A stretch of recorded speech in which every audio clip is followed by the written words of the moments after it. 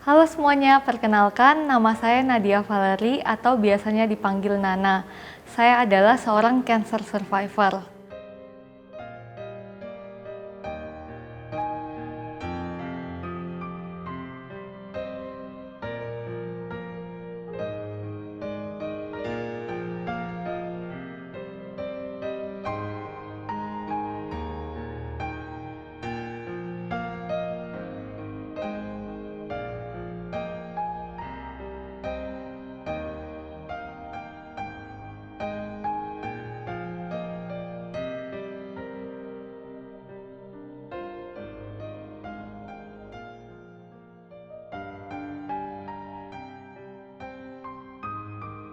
Jadi singkat cerita di pertengahan tahun 2019 kemarin, saya didiagnosa terkena penyakit kanker kelenjar getah bening stadium 2 di usia saya yang baru 23 tahun.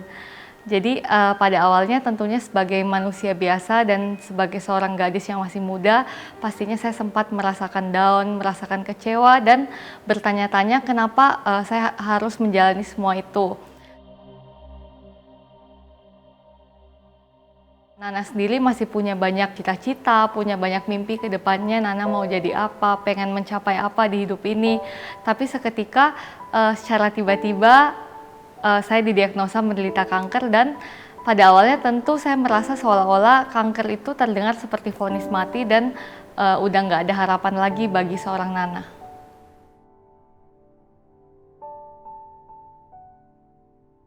Nah, kemudian momen yang paling berat itu setelah saya didiagnosa kanker, saya harus menjalani pengobatan kemoterapi. Benar-benar perjuangannya baru dimulai di sana. Jadi bagaimana Nana harus menghadapi segala macam efek samping dari obat kemo itu baik secara fisik maupun secara mental. Dan Nana yang sebelumnya sangat aktif ya, kayak dari siang sampai malam penuh aktivitas, tiba-tiba semua aktivitas harus ditinggalkan karena memang harus full istirahat karena sedang menjalani pengobatan kemoterapi itu.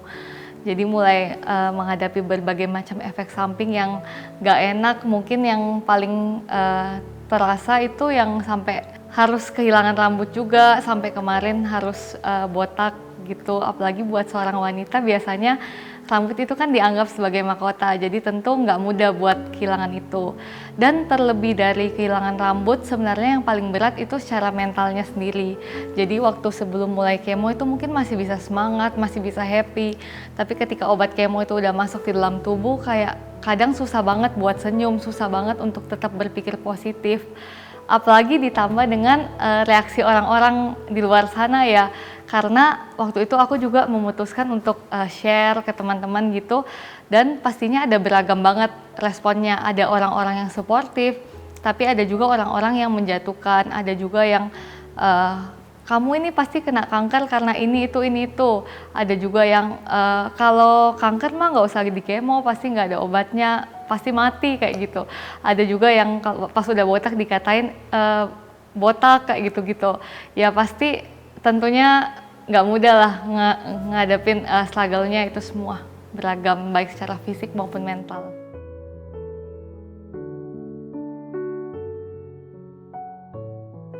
Jadi menurut aku kekuatan terbesar yang menjadi titik balik di mana seorang Nana itu bangkit itu adalah karena melihat perjuangan dari orang-orang di sekitarku, terutama pastinya keluarga terdekat ya. Ngelihat sendiri gimana keluarga itu berusaha semaksimal mungkin untuk memberikan pengobatan yang terbaik buat Nana. Mereka yang nggak pernah lelah ngurusin Nana, di situ ngelihat orang-orang yang kita sayang mau berjuang buat kita, masa Nananya sendiri down gitu. Kalau Nananya down, pasti mereka pun semangatnya itu beda kayak gitu. Jadi setelah melihat mereka, akhirnya di situ Nana mutusin kayak oke, aku harus semangat, aku harus fight lawan penyakit ini. Jadi yang benar-benar jadi kekuatan aku menurutku ya support system aku sih, mulai dari keluarga, teman-teman, orang-orang sekitar, bahkan orang-orang yang waktu itu Nana nggak kenal sebelumnya, mereka kayak bisa doain Nana, support Nana, itu benar-benar berarti banget sih buat Nana. Jadi ya aku tahu sih apapun masalah yang kita hadapi saat ini, kita nggak ada satupun dari kita yang bisa menghadapi masalah itu seorang diri. Kita pasti butuh seseorang, entah itu keluarga, teman, buat support kita.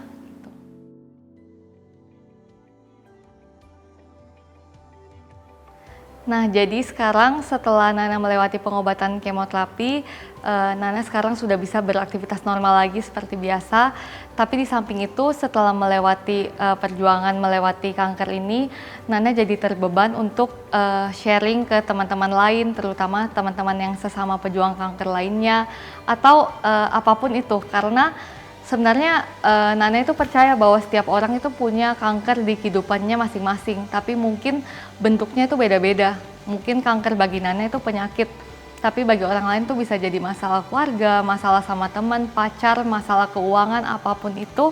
Tapi yang aku percaya adalah ketika kita berani untuk share, mungkin nggak semua orang bisa respect sama cerita kita.